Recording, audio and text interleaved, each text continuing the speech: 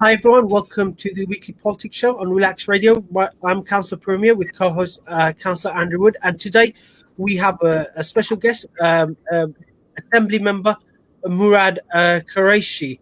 So over to you, Murad. You're kind of like you're kind of special in terms of the current Assembly members because you've been there when Ken Livingstone was there. You've observed Boris Johnson's mayorship, and now you got Sadiq Khan. So you're like you're a bit like a permanent fixture in the assembly. Kind of it.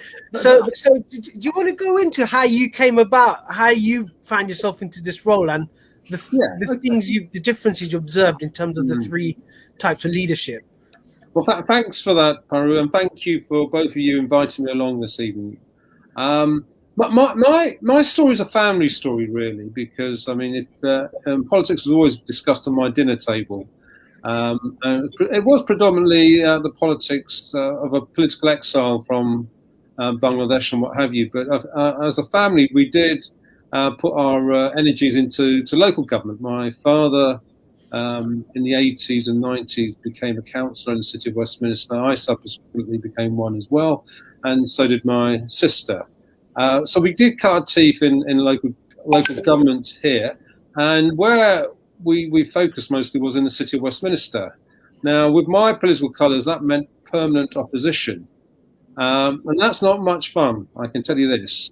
So when I looked a bit further afield, I thought, well, here's the London Assembly just been set up in 2000, and Ken Livingstone, actually, I did know of him before he became the first mayor of London, because he used to be a councillor for my bit of Paddington in the GLC. So that was a kind of that attracted me, as well as some of the things Ken was doing at the time. Meant that actually it seemed to be the logical place to go. And also, obviously, you have to have an interest in London-wide issues and things like transport, housing, and what have you. Very often, you've got to go beyond the confines of one local authority, and I do, and it's been a great pleasure, because one of the things you do find about London is that we're not only a city, we're actually a region. And by that I mean, we've got hard, concentrated urban centres like Westminster, Tower Hamlets, the City of London, but there are also 650 villages. Would you believe it? And that's not actually hard to find, because if you go to places like Bromley and Havering and even the edge of Heathrow Airport, underneath Heathrow Airport, there are several villages. So I'm very privileged to have had that exposure. And certainly seeing the impact that the morality's had in London. And I do think it has had an impact since 2000, because let's face it, the period between the closing down of the GLC and the mayoralty beginning in 2000 was an odd time, because it wasn't actually, we weren't able, people weren't able to find out what things were happening across London as a region. Because the kind of the governance that was set up was something which was very haphazard. Here, it was quite clear. Saying that, there's no doubt in 2000, once creating the position, I wish they had put more powers there at the beginning. And we all know why that wasn't the case. There were particular interest in trying to stop Ken getting to become the first mayor of London and having an impact. I think he made an impact anyway with the limited powers, because I think the trick earlier on in the morality was to do the most with what little powers you had, like congestion charging and what have you, which were frankly very unpopular things to certain Londoners. But Londoners did actually give a mandate to Ken in 2000, just get on with it in central London, which he did. So that's one style of the mayor that I saw straight away. And our functions there are very clear, I think, as assembly members. Our ultimate power is that we can stop the mayor's budget being passed, and that if there is more than the mayor needs 9 assembly members on site to pass his budget. If he doesn't, then he's got problems. And we did have that. And politically, whilst we were Labour and Ken hadn't come back into the party yet, there were elements within the group, the Labour group, that were inclined to support his priorities, and he did get that support in the early days, and that continued into his second term. The only problem in the second term was that there wasn't enough Labour people. He needed 2 Greens on side as well to get his budget through. So he made concessions to the Green Party. Obviously, environmental concerns were very high. But apart from that, it's not only just the financial check and keeping the mayor to account. We also like to raise issues of Londoners' concerns. One of the first things I did, a few things I did on the environment front, for example, playing fields, the loss of playing fields. My knowledge of London essentially comes from playing football and cricket, pitches throughout London and beyond. And I thought there's a need to keep an eye on that, and I produced a report. Oddly enough, at the time it was launched, Prince Philip was actually the chair of the National Playing Fields Association, and they received that quite warmly. And I actually met him during all of that. The other issue is a very West End issue. I don't know, Murad, you've been there recently, but there always seems to be these rishkas, the pedicabs, and I'm not a fan of them. I think they charge extortionate prices for those fares that they do and what have you, and I don't think they really offer much at all, apart from the first time you use it.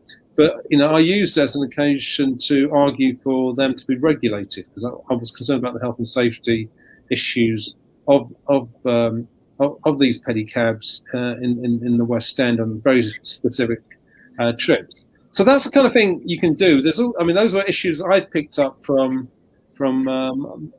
my life experiences, as well as what I could see were issues.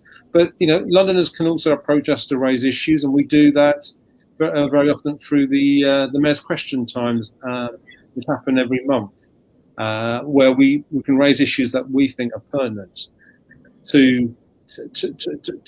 the Mayor to address. And in recent time, I've been raising housing issues in my second stint back at City Hall, and previously under the Boris administration, I was leading on environmental issues, not only for the Environment Committee, but also for the Labour group. So I hope that gives you kind of a feel for all the kind of things we had. My feeling was that with the Boris show, and I emphasise that, I think it was a show where I had a frontline seat, was a response, I think, to something which I think, Labour with Ken as our mayoral candidate at the time misjudged. I think after 8 to 10 years of any politician, people want to change, and we've seen that on a national basis. Whether the Margaret Thatcher, when a cabinet told her she has got to be moved, there's a similar thing with Tony Blair, and we had a similar thing with Ken. I mean, the interesting thing about Ken is that at least he had a second coming.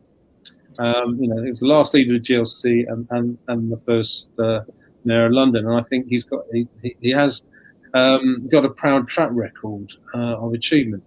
So that change to a Boris administration was intriguing to see firsthand, and there was a different emphasis, and it seemed to me that Londoners wanted a bit more fun, and things like the Olympics coming up helped, I think, to think in those terms, and I think Boris Johnson and his administration did understand that.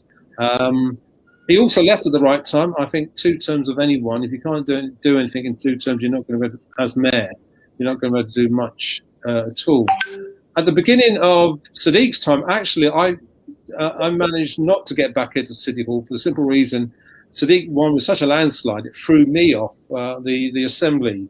And when we gained a seat in Merton and Wandsworth.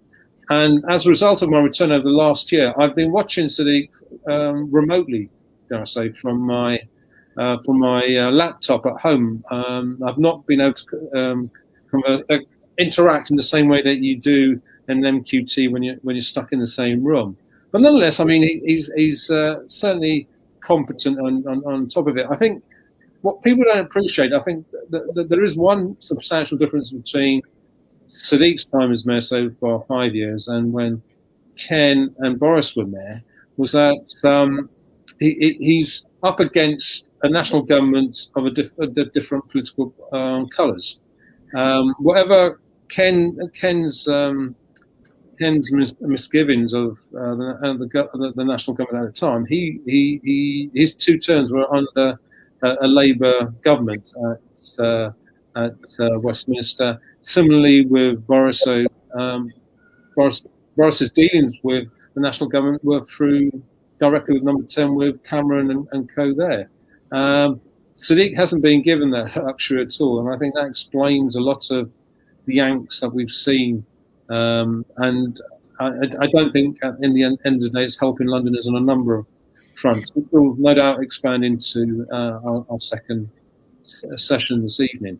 But yeah, that's how I've seen it, and it's been a great privilege. I've also seen not only them, the three different types of mayors, but also seen. I thought I knew London well, but I've been given the privilege to see a lot more of it and how it all comes together.